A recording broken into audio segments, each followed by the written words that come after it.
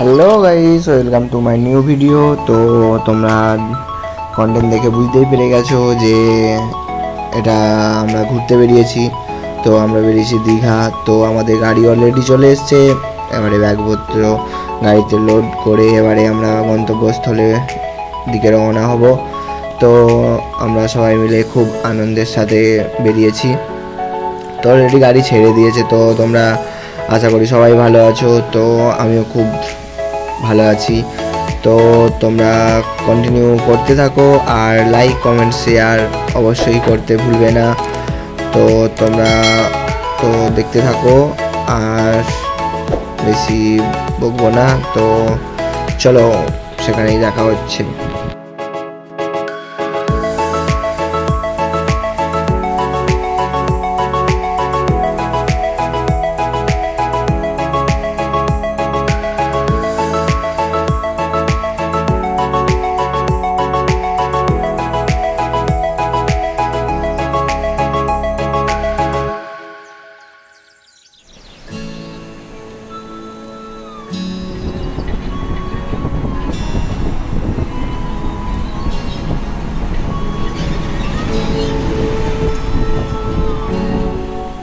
তো একটু দাঁড়িয়ে টিফিন সেরে নিলাম।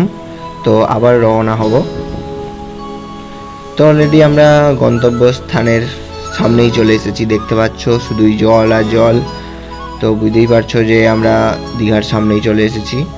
তো আর কিছুক্ষণের মধ্যেই আমরা গন্তব্যস্থানে চলে যাব। তো তোমরা কন্টিনিউ দেখতে থাকো।